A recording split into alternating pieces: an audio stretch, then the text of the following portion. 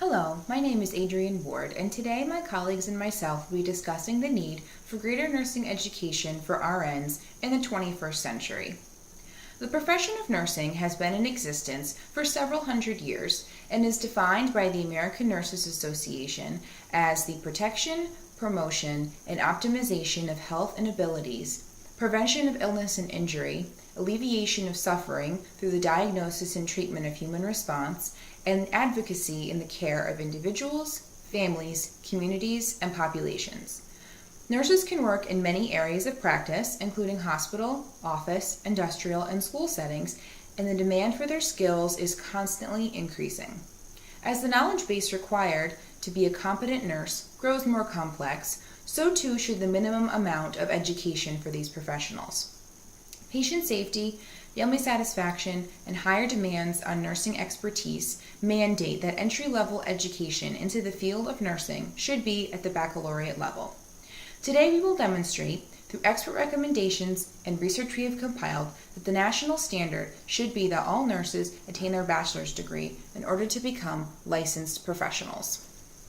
First, let's examine the history of nursing education and how it has continued to advance. The way in which nurses have been educated has greatly evolved over the last century and continues to do so. In the 19th and 20th centuries, many nurses were taught their profession through an apprenticeship.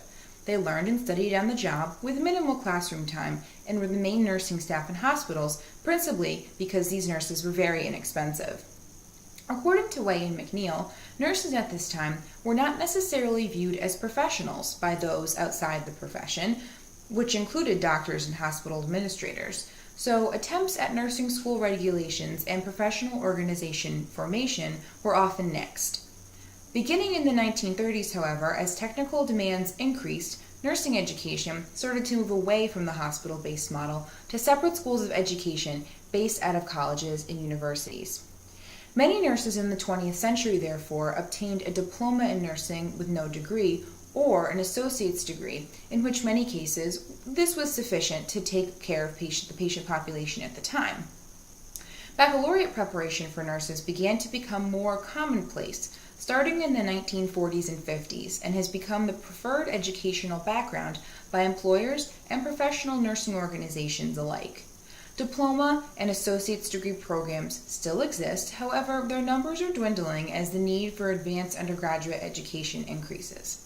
Now I'll hand you off to my colleague who will discuss the differences between different nursing degrees.